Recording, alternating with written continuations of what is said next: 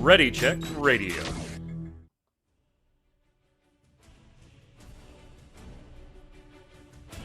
Stand by as we get ready to serve up all your news this week in the world of gaming. Welcome to Gaming Gumbo.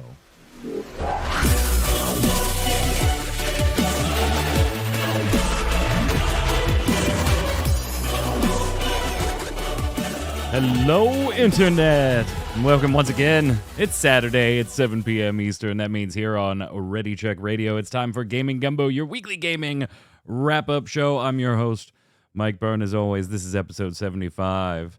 If you're watching on YouTube or listening on Spotify or any of the other distribution platforms, thank you so much. Give us a like, give us a subscribe, turn on those notifications. And while you're there, head on over to ReadyCheckRadio.com. All the other socials will be in the upper right-hand corner, as well as the backlog of all of our fantastic shows. You can go and check them out there.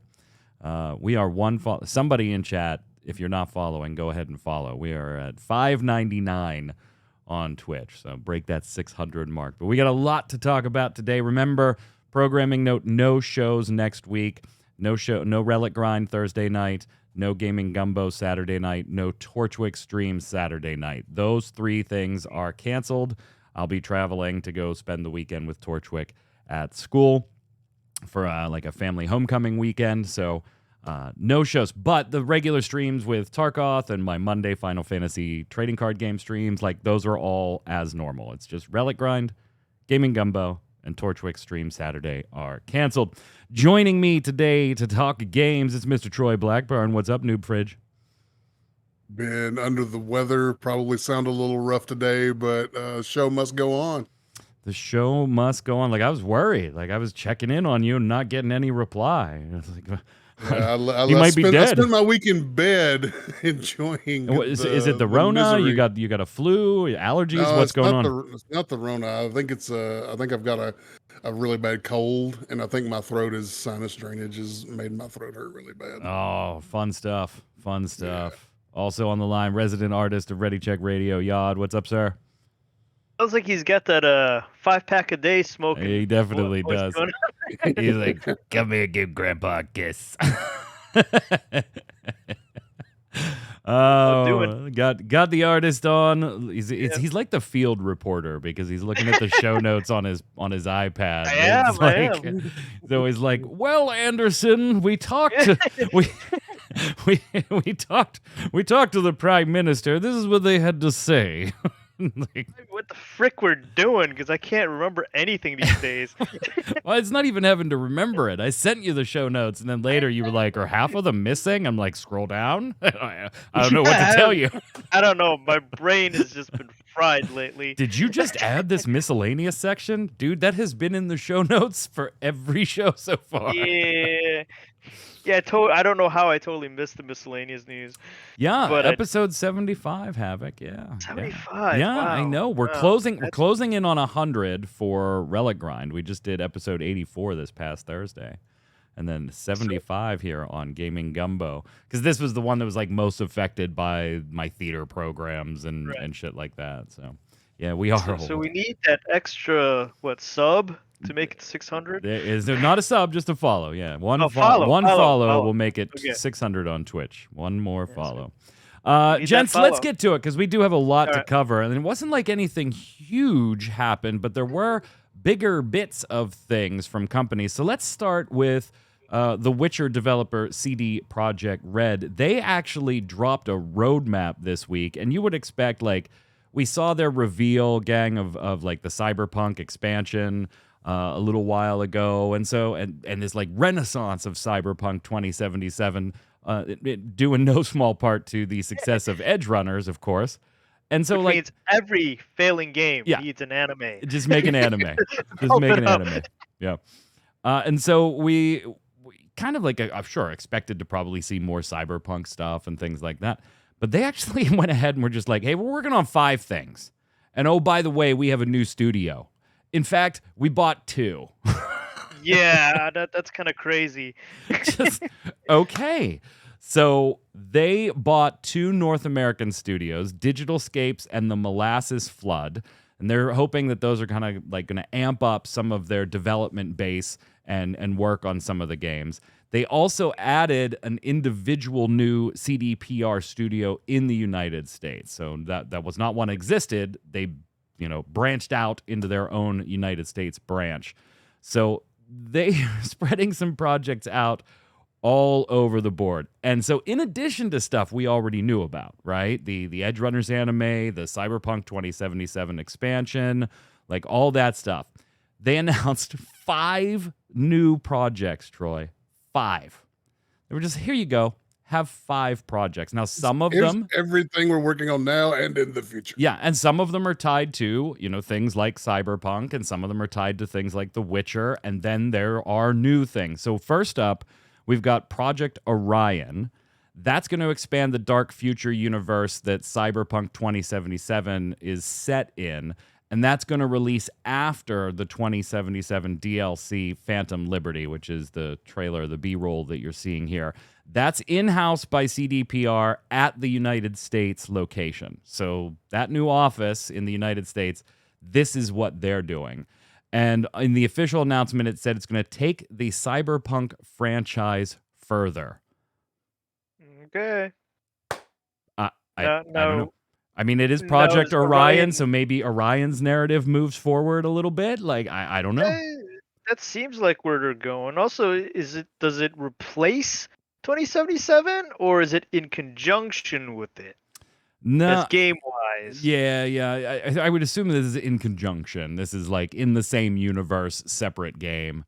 Right, so it's not like a 2077 Part 2. No, this is not the sequel to Cyberpunk. No. But it could just be a narrative spin-off. Like I said, maybe going with Orion, kind of using Phantom Liberty to close out, Johnny's and V's story arc, and then maybe go into talking more about Orion. It is right. Project Orion. That kind of makes sense to me, Troy. And obviously this had to have been in production for a while now for them to go ahead and announce something like this. But it's amazing how the narrative has changed so quickly over Cyberpunk, and like how now, like, this is an exciting thing now. It's like, oh yeah, more Cyberpunk. Give us more Cyberpunk. It's that anime. Edge Runners did wonders, man. And fixing the game over time certainly helped. It That certainly does helped. help, yeah. Right? Then we've got Project Sirius, spelled Sirius, so very celestial in our project names here, as you'll see in the next few as well. This is currently in pre-production by the Molasses Flood studio that they bought. This takes place in the Witcher universe. And in their description from CDPR, it says, Sirius will differ from our past productions, offering multiplayer gameplay on top of a single-player experience, including a campaign with quests and a story.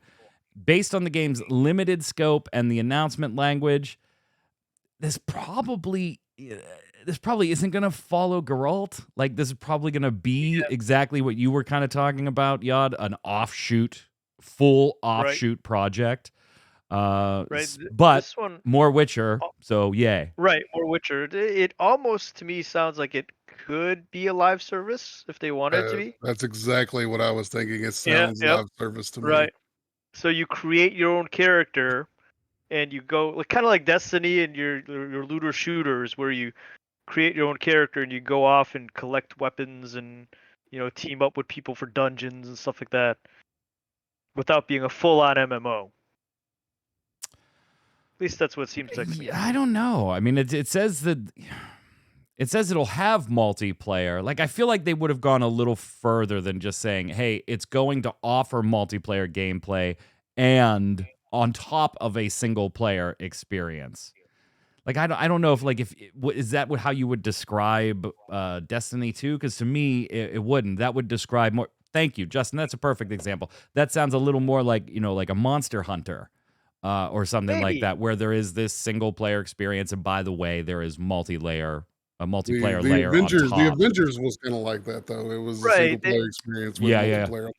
They may be being a little conservative with their language on it because they are not quite sure what route they want to take yet. Could be. I mean, in the past they've said a lot and promised a lot and fell short. So they might have wisened up. Project Polaris is also in the Witcher universe. Now, remember, we've known about this one. This was like back in March, we kind of learned about Project Polaris, and we saw some like teaser images. So this is going to focus probably on the School of Lynx. That's like the school where you become a Witcher. And probably, once again, like we may see cameos of Geralt and key Witcher characters here, but unlikely to be like some type of Geralt storyline. CD Projekt Red has said, we've told that story. Like that character, we have told that entire story. So this is probably the beginning of a new Witcher saga to put my, if I had to put my money on it, this is a Witcher saga new launching point, Troy. Yeah, at some point they're gonna want to step out and do something original and something on their own. And there's only so much story out there. There's quite a bit of story out there, but there's only so much that they can follow and take inspiration from. So at some point, if they were going to continue the franchise, they're going to have to step out and do something original. And this is a great opportunity to do that. Well, coming off see, the I think heels of a the big next one adventure. is the one that probably falls in that line.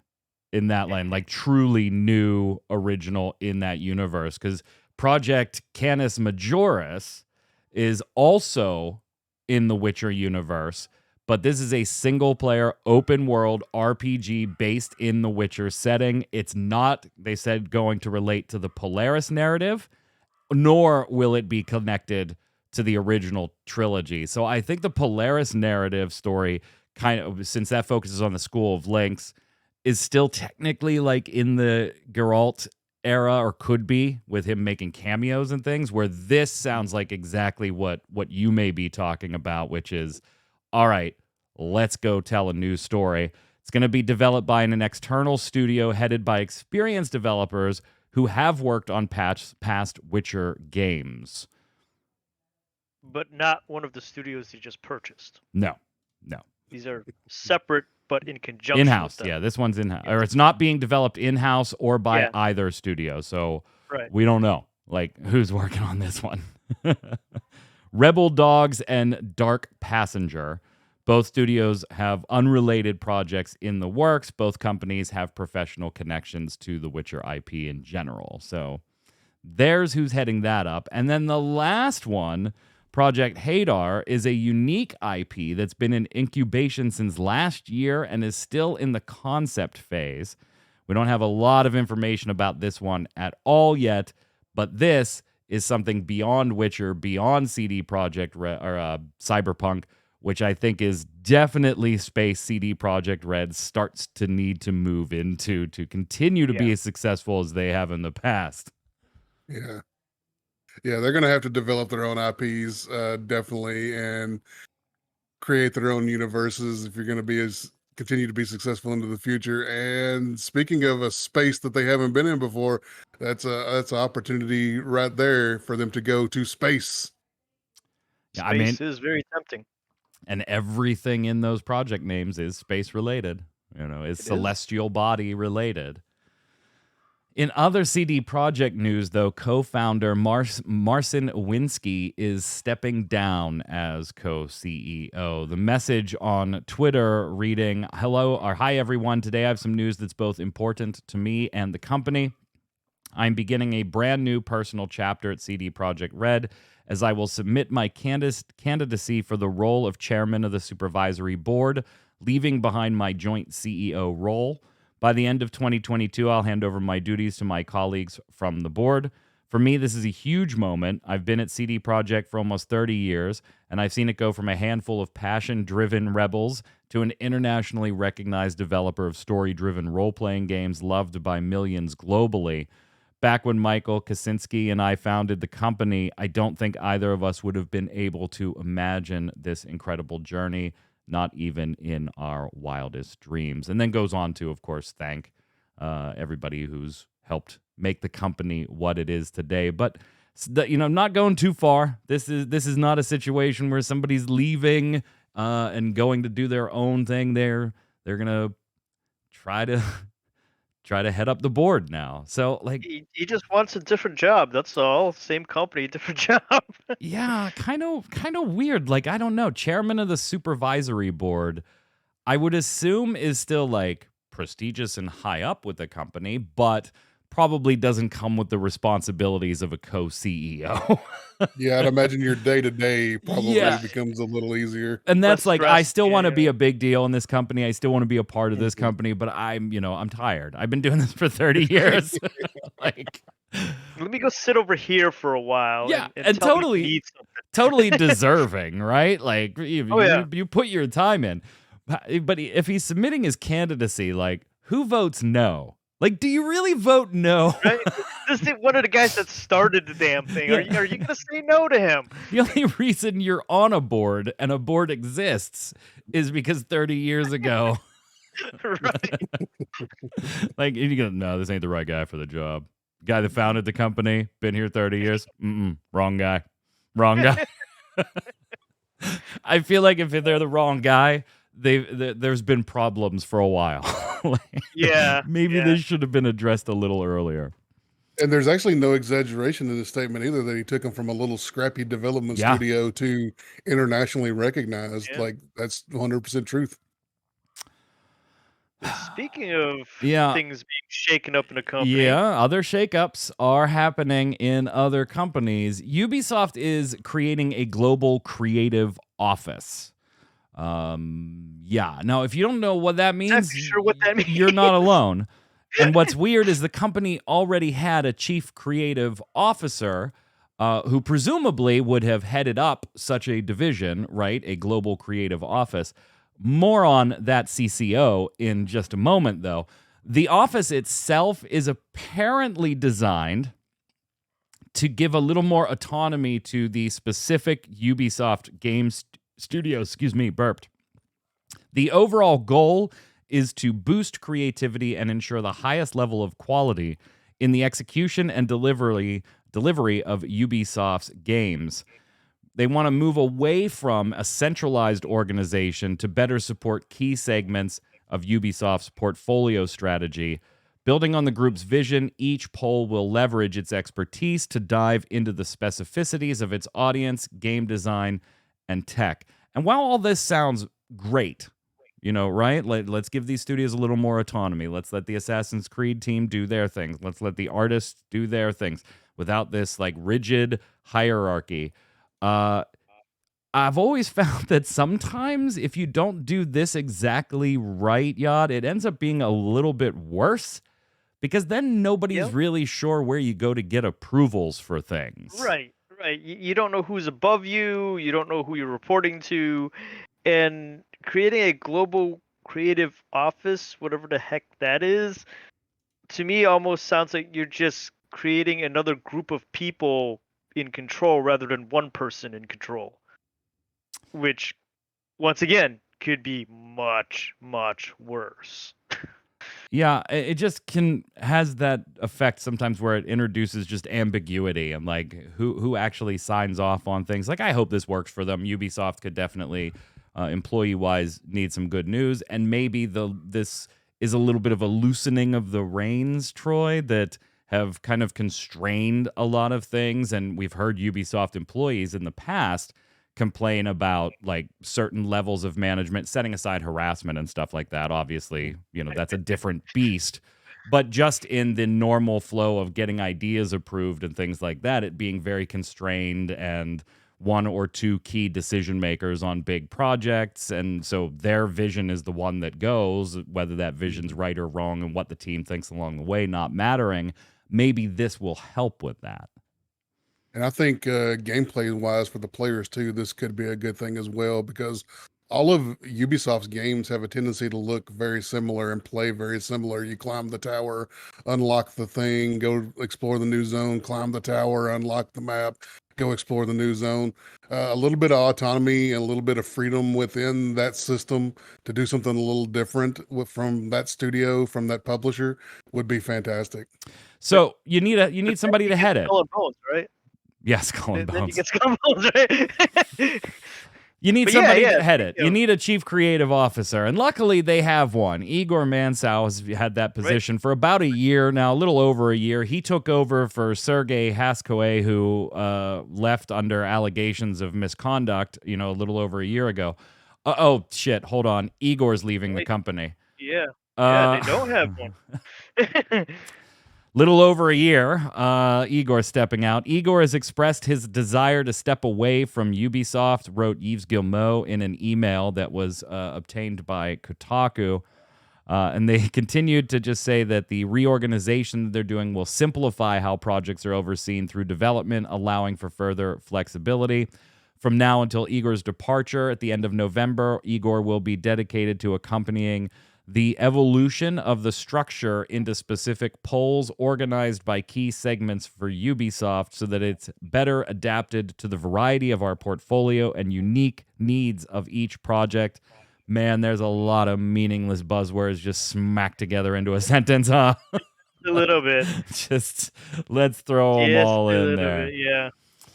First appointed as CCO last year with the express purpose of widening the range of Ubisoft's portfolio, and he's leaving before Skull and Bones or Mirage have even made it to market. So Sounds like he's bailing ship there. I was gonna say maybe somebody didn't want to give up that power that they had. They're like, I was the creative officer, and I don't want to be part of a creative office. That's just me speculating. I don't. Think. Yeah. Oh, Ubisoft. Yep. Ubisoft. Is it gonna get any better? Well, Ubisoft do you think it's going to? I think they're finally making changes. They've talked about change for a long time. And, this doesn't address some of the reasons they obviously needed to make change. Yeah, really, as a result of those changes, 2 or 3 higher-ups left voluntarily with packages. Like, there was no repercussions for anything. Yeah. Yeah, they had their golden parachutes. They were gone. But hopefully just some sort of internal restructuring is to be able to something that we can see happening, as small as it may be or as big as it may be. It's hard to tell right now based on the buzzwords and the vagary of the language here. But just to see some sort of restructuring whatsoever is, I think, a good sign. I hope the employees got a lot more, right? Like, because if I'm an employee there, I'm like, what the hell does this mean? Like, do I have a new boss? Do we have to go somewhere else as a department to get approvals for this? Like, they're creating a new something up here when the people down here are the ones that need help. Yeah. We'll see. It's weird. Yeah. It's very weird. It's very weird. It is totally weird. Speaking of weird. Speaking of weird, Nintendo Direct did happen this past Thursday, and just as expected, it was really only about 20 minutes long. With Shigeru Miyamoto, the man, the myth, the legend himself. I absolutely love that guy. Like, he's what, 140 now, and he still acts like a 12-year-old? Yeah. Absolutely love that guy. So it's like infectious watching him talk about video games and get excited about something. But the reveal here, all it was for the new Super Mario Brothers movie. We knew a couple things about this. We had laughed on previous shows about Chris Pratt being the voice for Mario. More on that in a second. And if our opinions of said voice have changed, Jack Black being Bowser, a couple other key characters. But this is our first look at it. We got a few minutes trailer. Doesn't really give any story beats. Bowser gets a star. Mario's headed to the Mushroom Kingdom with Toad. Like, that's it. That's really it. Bunch of penguins. The Penguins bit from the N64 Penguins was hysterical. Like, I was like, that is super. This moment that you're seeing right here. They bring this trebuchet and hit that one Koopa with one. And then the king is like, do you yield? I mean, it was fantastic. That whole bit was great. The animation style, I know that you were kind of mocking somebody, Yad, but I thought the same thing when we saw Mario. Not, hey, that looks like Fix-It Felix, but immediately I was like, Felix oh, Jr. they're using the Wreck-It Ralph animation style. Not so noticeable when you see it with Bowser here, but as we see Mario in the trailer, you can really tell now. It's like, oh, okay, this is literally the animation style He looks like Mario. from Wreck-It Ralph. Oh, it absolutely looks like Mario, but I'm talking about just the movement and everything. Yeah. What do you think of the trailer, Troy, as a whole? I thought it was great. I thought it was hilarious. It made me laugh. Like you said, the penguins were hilarious. I enjoyed it. Toad was and, pretty funny too. Yeah, and a lot of the reaction online has been positive for this too. So I've got nothing but I'm just glad it's not live action. Yes. And I'm glad. Yes. and that was my whole thing, is as long as it's better than the live action version, I'm good with it. Well, and that's a really low bar. yeah, I was gonna say that's not exactly like, hey, we got to exceed expectations on that front. I love this animation style. I loved it in Wreck-It Ralph. I'm gonna love it here. There's something endearing and charming to it to me when it's done well. And what is it? Illumination, is that the name of the company the Nintendo's partnering with? Maybe. I do not know. I think it's Illumination. And the rumors that Jack Black's Koopa has a musical number as well. Yeah, I saw that too. I'll tell you what. Now let's talk about the voices. Yeah, I agree with Takal in chat. I'm not a huge Jack Black fan these days, but this decision paid off. Like, if the movie is executed the way his voice is in the trailer from top to bottom, and there's no real breaks in it, it's a consistent performance. It's absolutely going to be great. Like, it fits perfectly. Little worried about Chris Pratt going into this. When you came out of the trailer, Yod, were you less worried about Chris Pratt voicing Mario? Yeah, I wasn't that worried about him to begin with. I'm not part of the hate Chris Pratt train for the fact that he's Chris Pratt or whatever. I know that there's certain voice actors that just do their own voice, and there's certain ones like he plays one of the characters on American Dad and stuff like that, where he's just his voice every time, and you know it's his voice, and that's fine. If you just have Mario sitting there doing his catchphrases like he does in the game, you can't do that voice constantly. The high pitched, hey, here we go, it's a Mario. It doesn't work in a full movie. Yeah, but Charles Martinet, who does that voice that you're talking about, like, he has spoken full dialogue. Like, he did a voiceover for a Mario game, and then they cut like all of the voice acting from it. So, like, he's done that Mario voice. I hated Chris Pratt's voice in this, and you only hear it in like you get one three line. little bits. Yeah, one line. 3 or 4 little bits, one actual line of dialogue. I really don't care about Chris Pratt. He's not really like one of my favorite actors or anything. But yeah, I'll tell you what.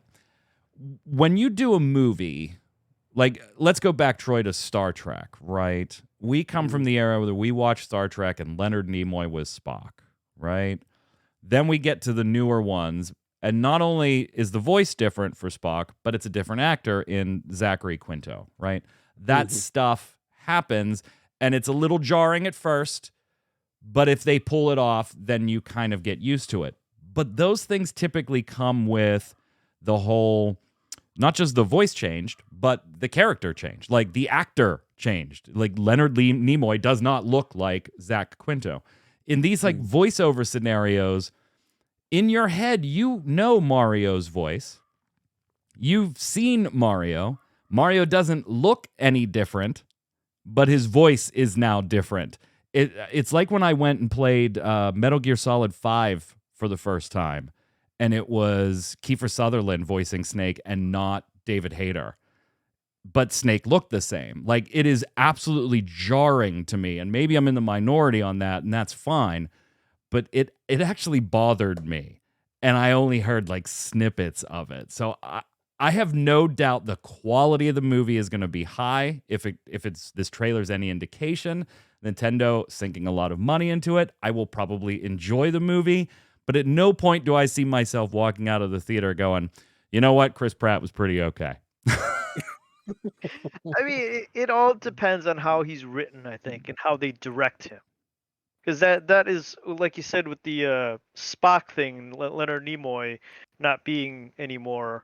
And they got Zachary Quinto in the movies, which he was okay, but I thought the writing for him was wrong.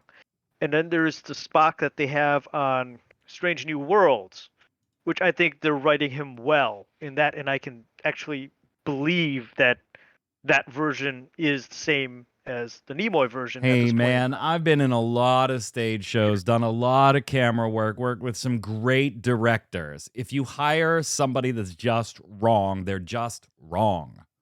Possible, but it's also It possible doesn't matter for how them good to the get it director to work is. right. It's also, I still say it's possible for him to get it to work right. I don't know, because it's just his voice, Troy. It's not like he's, like, again, we have such a small sample size to, like, actually analyze. Yeah.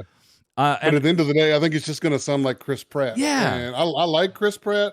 I enjoy most of the stuff he's in. But if it was my call to make, I would have just hired the Mario voice actor to do the voice and Luigi and all that, and let him just be the voice of Mario. we may It's be like, a little it's like biased making in an this Optimus house, Prime too. and not letting Peter Cullen do the voice for it. It's just Done it already. wrong. We may They've be a done it little already. biased in this house, too, since we did meet Charles Martinet, and he was just, like, an absolute sweetheart. Like, he was an absolute sweetheart, particularly to my kids. So it was like, damn, give that guy more work. He was such a nice guy. He really, really was. We'll see. Comes out in April. We're already making plans as a family to, like, go and see it with my probably gonna brothers go and out and see it. everybody. Havoc, I don't know if Lou has talked to you, but that's his plan. He sent me a message yesterday asking if I wanted to do that, so I'm sure he'll be in touch. On the flip side, Nintendo is now cracking down on those uncensored boobs. Those uncensored boobs in hentai games. So this is according to Amazing Mature Lewd Titles publisher Gamazumi, and they've put out a bunch of adult-themed Switch games over the last few years, including, let me get some great titles out here for you, Troy. You ready? Including Elves Fantasy Hentai Puzzle, Beauty Bounce, and Inside Her Bedroom. With bedroom in parentheses, so it's inside her bedroom. Right. But their next, sure to be a blockbuster hit, Hot Tentacles Shoot. Great name. Their next hentai-themed game, Hot Tentacles Shoot, unfortunately got rejected by Nintendo. Allegedly, they're saying Nintendo has kind of re-upped their stance on adult content on the eShop.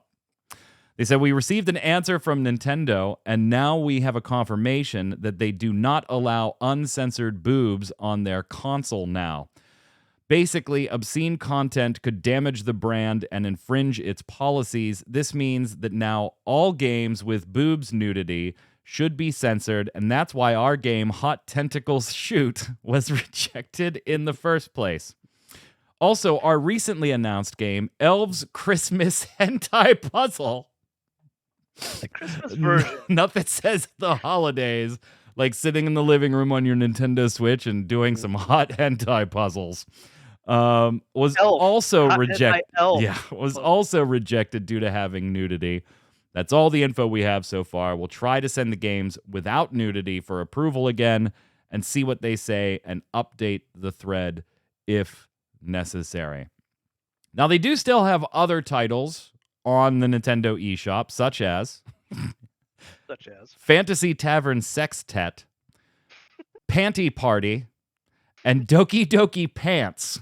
And if you can't think that that's just a brilliant name for Super Mario 2 reasons here in the United States, that's just awesome. Doki Doki Pants. Now, what this means for, more adult-oriented content on the Switch long-term, who knows? Again, this is still one company making the allegations, so we're kind of at the mercy of them telling us why things got rejected. I mean, it could be that Nintendo was like, the boobs are fine, but her getting nailed by a squid tentacle is not. Right. We don't know, Troy. There's just so much up in the air on this one. It's Nintendo. I can't believe some of the stuff that is on there is actually on there currently. I'm not really surprised by the stuff that's getting rejected now when they're trying to clean up their image a little bit. This is Nintendo, so nothing shocking here. So the funniest thing is, the very first video game boobs I saw, full nudity character, was actually on the original Nintendo. Wow. Really? What game? Yes, we had a game that was an import from Japan with the adapter that was like a 50-in-1 game thing. And it was a rock, paper, scissors game where if you match it, the girl takes a piece of clothing off. That's where you got so good. Okay. I've never beaten you in rock, paper, scissors, and I always wondered where you got so good. He didn't take a picture. Yeah. It's hours and hours of sitting there practicing against the computer. He's like, I just want to see a nipple. Rock, paper, scissors. Oh, nipple. Yeah. And as if to say F you to Nintendo, you got to appreciate that Steam Deck, by the way, released a nice new trailer. Their Steam Deck is now off of pre-order. You can just go buy one on Steam right now, and the actual docking station is going to be shipping in about a week and a half, 2 weeks. You can go and grab those as well. They're $90 if you want the docking station to make your Steam Deck a computer. This is all very good news, and we're going to circle back on something Steam Deck related a little later. Why am I bringing this up in the Nintendo section? Well, it seems they dropped a trailer to show off, hey, they're just generally available now. No pre-order, come buy one. And in one of the screenshots of the trailer, they have the Steam OS and some games, and the last one on the far right is Yuzu, the Nintendo Switch emulator. Oh. Sneaky bastards. In Valve's full official Steam Deck, a generally available trailer, there is a moment in there where they show the operating system, and Yuzu is one of the like 4 or 5 games clearly visible at the top. That is Clearly, sneaky. that is sneaky. The Nintendo Switch emulator. I was like, damn, that's good. That is good. What else we got? Oh, yeah. So it looks like we're seeing from the sources at the FTC in the United States here that the Activision purchase by Microsoft might actually go through as early as late November. Now, keep in mind, this was originally projected to be a Q3 2023 completion thing. And again, they probably were putting huge buffers in there when Microsoft said that time limit. But this could go through as early as late November. That's not to say that there aren't concerns with it still, Troy. There are still people at the FTC that have questions. Obviously, in the UK, they're doing some enhanced discussions and enhanced investigations about this. They have till early November to wrap those up or decide to go to an even more enhanced one. And now we have a leaked survey that investigative body sent out to over 100 developers and publishers with a bunch of questions on it about their thoughts. On the flip side of this, Brazil did approve this purchase. So now Saudi Arabia and Brazil approved it. And Brazil's logic when trying to reply to Sony's concerns about Call of Duty and all of that stuff was, we're not here to protect you as a business. We're here to protect competitiveness in the market. And hey, by the way, Nintendo seems to be doing just fine without any Activision products. So even if it came down to that, which Microsoft is saying it won't, but even if it came down to that, Troy, you'd probably be fine. Yeah, I think you'd be all right. Move on. I think I said this a couple of weeks ago. If you liked it, you should have put a ring on it. It was obviously for sale. You could have moved on it too. If you're so worried about Call of Duty, you should have made an offer as well. But yeah, they're going to be fine. Sony's the king of the exclusives. Like, they want to cry and complain, and I've said this all before, but they're like the most exclusive console that there is right now. Maybe not in the future. We'll see with Microsoft buying everything up. But I'm glad to see all the governments doing their due diligence and sending out surveys. I'm glad to see stuff like that. That way they know what they're talking about when they vote on it, instead of just voting based on what they got told either by Microsoft or by Sony. and they've got some outside information and some third parties letting them know, this is our perspective on it. Yeah, I don't anticipate any problems with this still, do you? What, with the actual purchase? Yeah, with the actual purchase. Like, I still think I this was a done deal already. I don't know if it's a done deal or not. Really? The EU seems to think that there might be some problems with that service, since they're actually surveying and they're actually going in pretty deep with it. The whole thing with Nintendo in the mix is that Nintendo was never actually in direct competition with the two of them. They're off doing their own little thing. Wait a minute. You can't really say Nintendo is not in competition with Microsoft and Sony, can you? Not direct. Well, of course they are. They're a video game company. But they're not the same type of video game. Their concentration is on fun and family, where Sony and Microsoft is both on competitiveness, where you go in and you shoot your enemy in the face. No, see, that's just silly, though. They are absolutely direct competitors. No, they are not, and you know it. They absolutely are. Nope. Most households will have either an Xbox or a PlayStation plus a Nintendo. Back in the day of original Xbox, PS1, and 64, sure, they were in direct competition with each other, but Nintendo has since carved out its own little niche audience, and they sell their stuff. They don't need to cross-pollinate with the game. I totally disagree. And I don't know where Troy will chime in with you in a second, but to me, it doesn't matter. PlayStation or Sony, Microsoft, Nintendo, Steam, GOG, Epic Games, they are all competing for the same thing. My time and my video game dollars, period. That's it. They are absolutely direct competitors. I think in the general sense they are, but not in the type of games that you're looking at when you look to purchase those systems. Come on, though. That's like saying, hey, Activision and I'm sorry, Activision's a bad example because they have a wide library. Let's say Supermassive Games is not in direct competition with King Mobile Games because Supermassive makes these narrative, movie-based horror experiences, and King does their mobile thing. Of course they're still in direct competition. They're trying to sell a video game product to an audience that has a limited amount of disposable income. In that general sense of terms, sure. But the type of audience they're selling to is slightly different from each other. Troy, where are you falling on this? Because I'm about to lose my damn mind on this boy. Just buy a Steam Deck and don't worry about them stupid consoles. That's where I stand. Just buy a Steam Deck. You've got portability. You've got access to your existing games library. You don't have to buy another single game. Just buy a Steam Deck and then shut them all down. Yod, you're nuts. Nintendo's in direct competition. I don't think they are. Absolutely. No. Just because they happen to skew to a younger audience with their titles that they sell. It's not just a younger audience, it's a specific type of audience, which is different than the share that Sony and Xbox are going after. How so? What is this magic different type of gamer? The type of gamer that Nintendo has cultivated over the years is more apt towards your games like Zelda, your RPGs, your fun little Mario Kart games and stuff like that, things like that.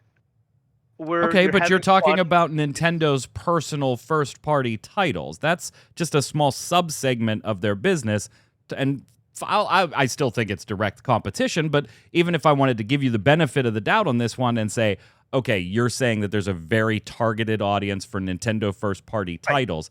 Well, okay, there's a very targeted audience for Sony first-party titles when it comes to things like God of War and Horizon and these large-scale, maybe more mature-esque compared to a Mario or a Zelda, although Zelda's been getting pretty dark lately. That's part of it is the more mature titles. Their aim, both of their aims. Right, but both of these platforms still have all the third-party titles that are everywhere. Skyrim can be bought on everything right now. That's Skyrim. You can buy it doesn't matter. You can sit there Amazon Alexa and get Skyrim. yeah, but you can sit there and find these little reasons that that title's different. Well, that title's different. Well, that title's different. Right now, Call of Duty is available on basically everything except a Switch. Except a Switch. It's the general population general community that these systems have fostered, and in the past couple generations of game consoles, both Xbox and right, but you're still competing for the same cash. Somebody that's willing to spend disposable income on a video game or a console. Period. The Switch is a different animal. $300 to $500. It's not like it's sitting there at $100 price point and it's this almost novelty video game thingy. It is a legitimate multi-$100 console. Troy, yeah, Havoc's right. Troy's just staying quiet. Troy doesn't have the voice. I'm trying to understand you, boss, but I just can't come with you. I don't. I think it's a different audience. It's a different audience they're looking at, and there are many subsets of audiences. I think if you view it that way, Sony and Microsoft end up eating your audience. They kind of eat each other's audience is the problem. Because when the new consoles come video out, game companies do that though. Yeah, but when the new consoles come out, you don't go, hey, am I gonna go for a Nintendo, a Sony, or an Xbox anymore? It's, am I going for an Xbox or a Sony? That's it. The Nintendo will be there, and you're gonna pick that up. But that's gonna be a thing you carry around with you.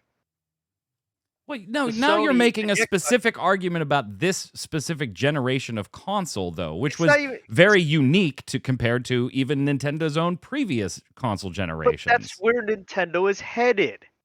That's the route they've taken at this point in time. Are you telling me their next console after the Switch is going to be a standalone sit-at-home console from this point on, after the success with the Switch? What do you do to enhance the Switch besides make it faster and OLED screens on all of it? I have no idea. Well, that too, yeah. But I mean, I think you're out of your mind. I think they're the exact same audience. They've chosen their route. They're going that way, while Xbox and Sony's going that way. Let's go to miscellaneous news before I set this place on fire. Oh wait, what'd you guys think of the Overwatch 2 launch? I would laugh, but it hurts my throat. Go ahead, Troy. I would laugh, but it hurts my throat. So, in short of just laughing out loud as y'all did, I will say, Blizzard be Blizzard. Did you see what happened? We reported very late last night on MMO Bomb that people are accidentally being charged for premium skins and things in the cash shop because apparently if you're on the shop menu and you're in-game chat, it doesn't recognize that it should not be acknowledging menu presses when you're typing in chat. And so if you hit spacebar twice, you basically confirm a purchase. You say buy and yes by hitting spacebar twice. So far right now, they will not give refunds. They're gonna have to. They're gonna have to. Yeah, they have to. They have to. That's their own glitchy fault. Yeah. Yeah. So do not use the in-game chat while you're in the damn shop. If you fought through the 40,000 person queue down to 0 and didn't get bounced back up to 20,000. If you're even in the game. Right. When it rains, it fucking pours. Oh, by the way, it's getting review bombed left and right. As it should. The battle pass is like for free-to-play players. They're like, there's not even interesting shit in here, let alone it being worth grinding to level 53 to unlock this stupid character. Right. Way to go, Blizz. Way to go, Blizz.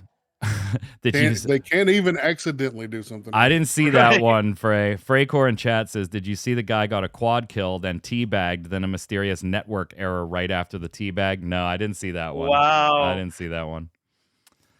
Some miscellaneous little fun bits. We knew about this a while ago, kind of got data mined and some images and things like that. But it is now official. PlayStation Network users can now link their PlayStation Network account and their Steam account. The first game that's going to allow you to do this is Marvel's Spider-Man. The patch is already in the game. You're good to go. So just a little further evidence of Sony ramping things up on the PC, which we've all been in favor of. However, don't get too happy, because in a recent interview, heads of Sony were talking about doing things on PC. And they said, yeah, most of our titles, it's going to be at least a year before we get them on PC. Like, we're going to launch them on console, and it'll be at least a year, Troy. But wait, there's an exception. Those live service games we want to make. all that live service money, those millions and millions that we still think are going to happen, even though live service games fail time after time. Makes sense. Yep. I'm glad they're doing it. Sense. I want to see integration, Yod, though, where like I can play a Sony game on Steam and get my PlayStation Network trophies, right? Like that's what I want to be able to do. And I do wonder if that's the route they're going to take, since the Steam, like we said before with Sony, they're looking to buy communities, not exactly IPs, Right. but communities. And Steam has one of the most premium communities out there. Yeah, Valve ain't selling to Sony. I wouldn't say sell, but a nice solid partnership, because we know they're not adverse against partnerships too, as we know with Square Enix. They like them partnerships. They do. The aptly named Kill Switch accessory for the Steam Deck, that one's going to have a remake done. I told you we'd come back to this after a, quote, $1 million mistake. Dbrand, if you don't know, has been making a number of accessories for the Steam Deck, and a lot of them are pretty cool. I thought about ordering one or two things, but I was like, nah, I'm not really gonna be like trick this out like that. It's I don't use it like that. But they do make a Steam Deck case that had a kickstand on it. Now, the case was magnetic, and the kickstand could just snap to it, and there you go. You got your Steam Deck tilted up in front of you there. In a Reddit post titled "Our $1 Million Mistake," Dbrand points to a recent report from The Verge, which says that the magnetic kickstand can reduce the fan speeds on certain Steam Decks. Yeah, fans are made by a certain company. Yeah, it should be noted that the Steam Decks themselves actually contain fans made by one of two companies. They can be Delta or Huaying. I apologize if I'm mispronouncing anything. And the interference really only seems to be on the Delta fans. Now, Dbrand didn't know that, tested it on all their Steam Decks they had, which had all the Huaying fans, so they had no problem. They didn't realize, and the only way you could realize is if you opened the Steam Decks up to see which fans you got. This 11th hour curveball is what prompted us to pull the public launch last night and suspend sales. We didn't want any more kill switch orders to be placed until we had a plan in place to overcome this challenge. They're going to replace the magnetic mount with a mechanical interlocking piece, but that's going to take a little bit of time. And if you already ordered the magnetic kill switch, you're going to get a free replacement, and they're not requiring you to ship back the magnetic versions. They said, the company says, keep it on your fridge as a memento of our failure. Now, at least they did get out ahead of this. Like, as soon as they were getting reports from The Verge, they said, okay, stop. But oof. Yeah. I think they handled it pretty well, though. Yeah, you're right. Keep it as a trophy for future. Yep. So more oof. Yeah, even more oof. Are you a Phasmophobia player, Troy? I feel like that would be right up your alley. No, I can't say that I am. Really? Like, you're not into the ghost hunting, huh? Not so much. I don't want to get into this whole long story, but Phasmophobia was way late on responding to allegations against one of their Discord admins. And even their own staff did not handle questioning things to try and get proof of these allegations correctly, leading up to just a whole lot of inappropriate stuff going on, inappropriate racist comments, inappropriate sharing, maybe, of nudes that someone had sent. We don't know if they were actually shared or not. They just implied that they were willing to share them. We don't know if they actually did. It was a whole mess. Phasmophobia finally banned that person. They will not be back as a moderator in the Discord or an admin on the Discord, and they're gone. On the employee side of things, like the actual employee side of things, they have coached one of their employees who feels like he was a little misquoted here, but acknowledges, wrongdoing and I didn't handle this right. And, this might be taken a little out of context, but I could see how it would be taken out of context. What an absolute cluster, Troy. What a mess. It's man, you got to be on top of that kind of stuff quicker than that, and you just need to be on top of that stuff in general. It's unfortunate that they didn't take care of that sooner, and some of that stuff was getting said and done and placed and seen inside there. Genshin Impact is not going to add more endgame stuff like the Abyss challenges that they have because they don't want to make excessive anxiety on their player base. We don't want to add more challenging endgame content, Yad, because we don't want to make players anxious. I mean, I guess endgame content can make people anxious, but isn't the whole point of playing a game to get to endgame content? Especially live games like Genshin Impact? Does gaming make people anxious? I don't know. Like, it doesn't make me anxious. Yeah, it doesn't make me anxious. So I was like, okay, fine. That doesn't mean that it doesn't happen.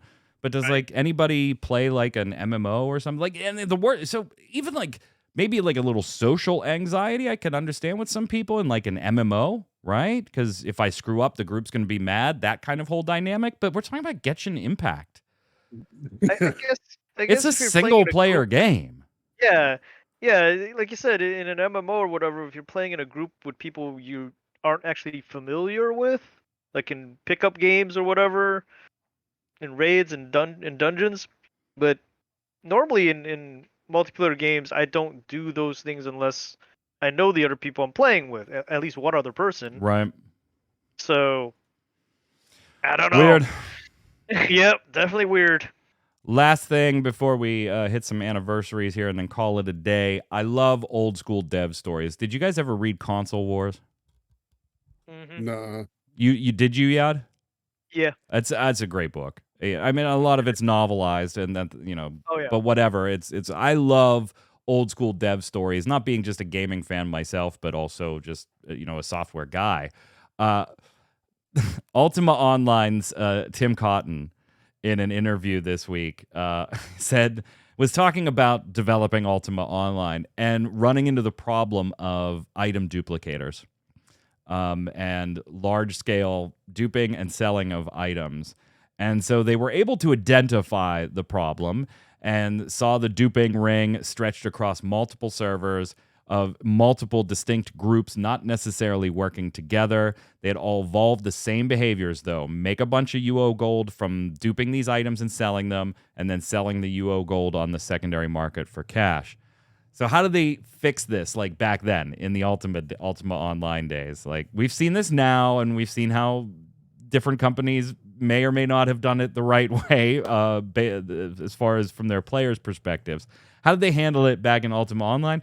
Well, what they did was on the rarer items, they applied an invisible die, basically a hex code in the coding that you couldn't see in the front facing on real items. So if you duped the items, they wouldn't have this invisible die. Or if you duped the items, it had this invisible die on it, and you could tell which ones were duped and which ones were the originals. But they also noticed that these people were hiding all of their stuff in big housing plots that they had bought. So they wrote a script, attached it to those houses, and then upon triggering, it destroyed the houses, made them look like rubble with fire all over the place, and put a straw dummy on the fire fields that had a label on it that said an effigy of a traitor, and burned everything inside the house. Nice. Wow. That is perfect. Burn it down. I love old, like that could never fly today, right, Troy? No, like what company? He did say, by the way, that this barely got approval from the higher ups. Like it barely got approval, which I think is the best part of the story. Yeah, nowadays it's just ban them and move on. Ban them and move on. Right. Because that's development time, right? That's taking up production value to make that happen. Yeah, that's true. That is true. But it makes an example of them. It does. It does make an example of you. Well, the other concern they had was like they didn't want to just like delete all the items wholesale because then that punishes people who had no idea they were buying a duplicated item, you know? So they wanted to try and one side fix it. Whether or not they met that, I'll leave that up to your personal decisions. But I love stories like that. Yod put in here some anniversaries for this month, October video game anniversaries. Fallout is 25. That one I knew because they're celebrating that all month, including a little bit of free trial period for Fallout 76 right now. Mortal Kombat is 30. The Witcher is 15. The Witcher's already 15? It is. God. Yep. Damn. Resident Evil 6 is 10, Troy. You old. Not me. I'm young and beautiful. Time Splitters 2 is 20 years old. Yeah, I remember playing that game. The amount of time I spent playing that damn game. Oh, and I'm not even that into first-person shooters, but it was such a good game. Multiplayer mode. Oh, my God. Mm-hmm. Portal and the Orange Box are 15, Troy. 15 years old. Mm. Feeling that one? That one hurt. That one stings a little bit. The Shin Megami Tensei series. How old do you think it is? Torchwick's on the line there. How old do you think it is, Torchwick? Shin Megami Tensei series. Hi, I'm not supposed to be here yet. Yeah, I know, but you're a big Shin Megami fan.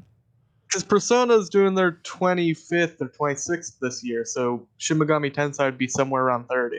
It is exactly 30. It is exactly. I know what it I'm is talking about. Celebrating its 30. Here's one for you, Troy. Anime just came out for that too. Here's one for you, Troy. You ready? Mm. Crash Bandicoot 2 for the PlayStation 1 is 25. Jeez. Oh, by the way, that's the sequel. That's not even the original. That's not the first one. That's the second one. Maniac Mansion on the Commodore 64. I didn't play this on the Commodore 64, although that was my first computer. I played Maniac Mansion a lot on the NES, but the C64 version is 35 years old. 35 years old. Holy hell. Qbert turns 40 on the ARC system. So, man. God, Hotline Miami. That feels like that was just yesterday. I that know. was talking about that. Crazy. Yeah. Let's go do games of the week and pick young ones.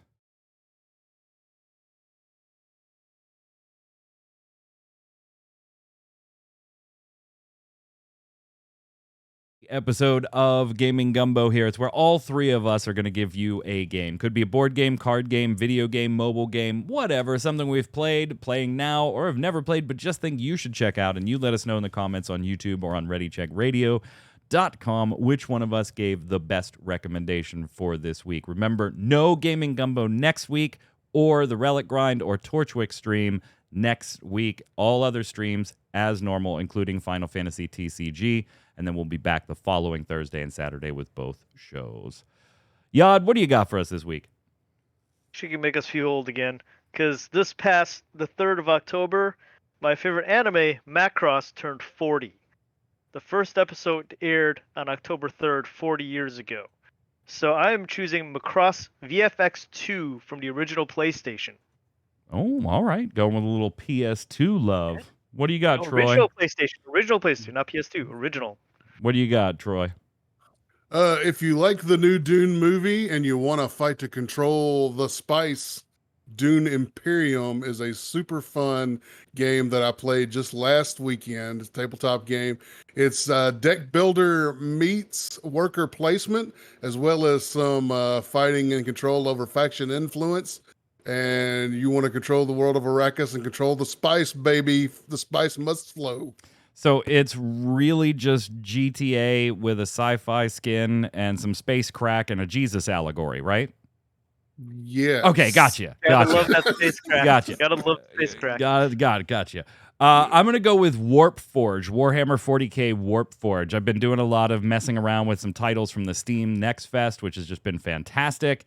And you know me and card games. Now, this is kind of a card game. So, yeah, if you don't like card games, you're already going to vote for somebody that isn't me. That's fine.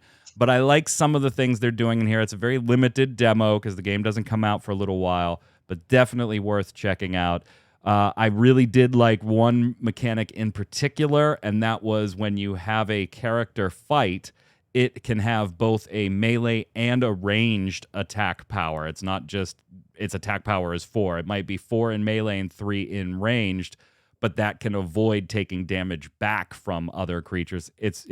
There's some cool things going on there. I don't know if it'll be a great game when it finally releases and we get a payment model and all that fun stuff, but definitely worth checking out. And check out the whole Steam Next Fest. Speaking of checking things out, don't go anywhere, chat. Check out Torchwick's stream after the show. How are you, Torchwick? I'm good. I'm proud of myself for getting that Yeah, right. you pegged Shin Megami. You Yeah. pegged it. What are you playing today? Some more Final Fantasy Tactics?